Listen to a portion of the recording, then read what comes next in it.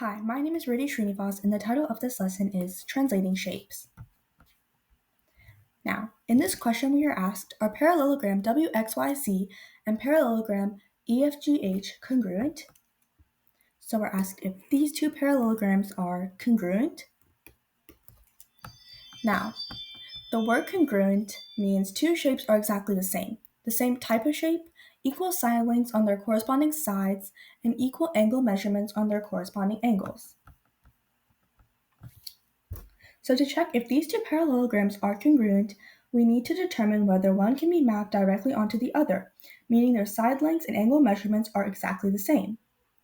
So we are given here that point W corresponds to point E of the figures, point X corresponds to point F, point Y corresponds to point G, and point Z corresponds to point F. So W and E are corresponding, X and F are corresponding, Y and G are corresponding, and Z and H are corresponding. Now, in this problem, we are already told that both figures are parallelograms, so we know that they're the same shape. And since they're already in the same orientation, we can check for congruency using a translation. A translation is a type of transformation where a shape is moved from one location to another without turning or flipping it. Every point in the shape moves the same distance in the same direction thanks to a vector, which describes the movement in a translation.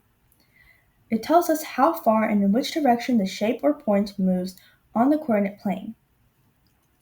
So to find the vector, we can use the formula x2 minus x1, comma, y2 minus y1, which will equal our vector that we apply to our translation for each point. So, for example, in order to do this, to find our vector, we need to take 2 points, one from each figure, and they have to be corresponding points. So let's just take W and E. So W is at -9, -4, and E is at 3, 8. Let's remember these 2 points. And let's go ahead and spread them down. And we can call -9 x1, -4, y1, 3, x2, and 8, y2.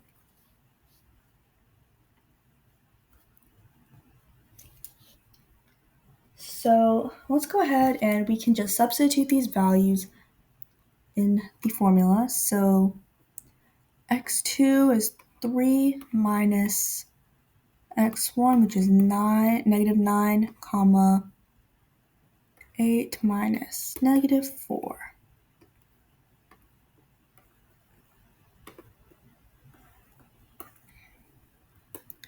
And 2 minuses make a plus, so 3 plus 9 is 12, and 8 plus 4 is 12 as well.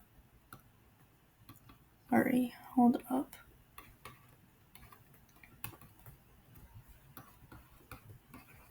So therefore 12, 12 is our vector.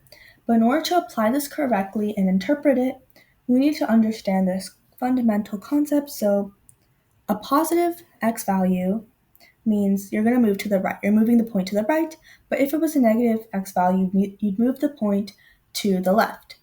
Now, if it's a positive y value, like in this case, we're going to move the point up, but if it was a negative y value, we move the point down. So that means that,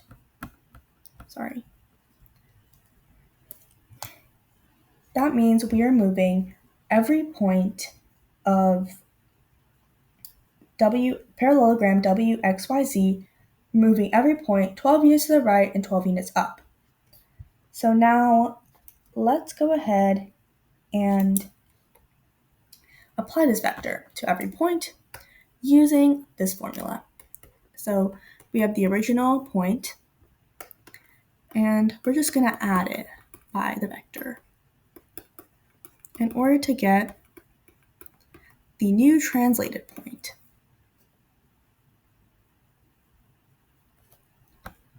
So let's go ahead and do this. So W prime, and if you're wondering what this prime symbol means, it just denotes that this is a new translated point from the original point.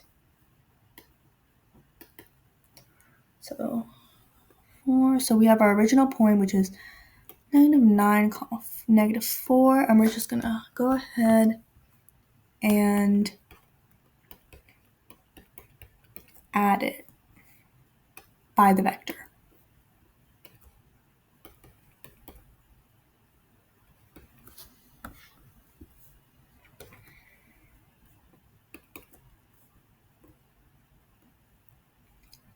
And we're going to get our new point to be 3, 8.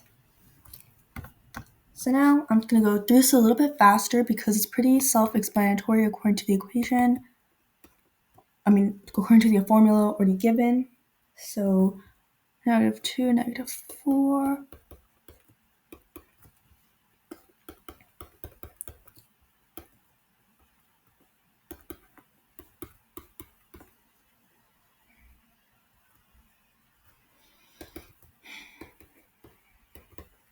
(10,8). Now for our new translated point y, we need a c. So 10, -10, -9.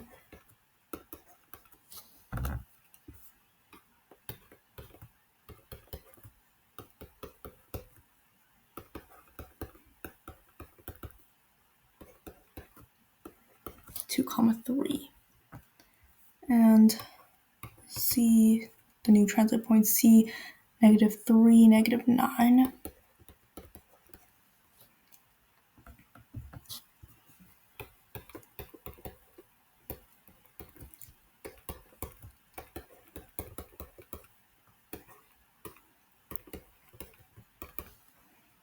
(9,3). Now we can plot these points. So let's go ahead and do that. So we can plot these points. So 3, 8. Perfect. It's actually right on its corresponding point. 10, 8. Right on its corresponding point. 2, 3.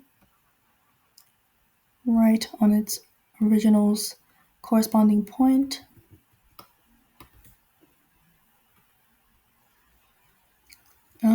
And see, so 9, 3. Yep, it's right on its original point, corresponding point. And now we can see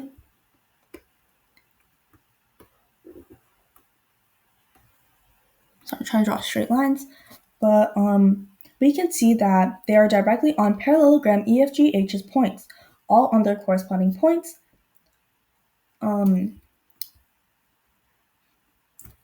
Point W, well, the new translated point W on point E, new translated point X on F, new translated point Y on G, and new translated point Z on H.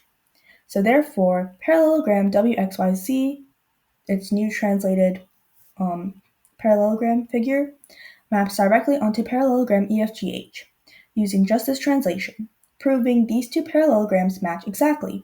And because the entire figure moves using a single vector and all corresponding points match, we can conclude that these two parallelograms are congruent.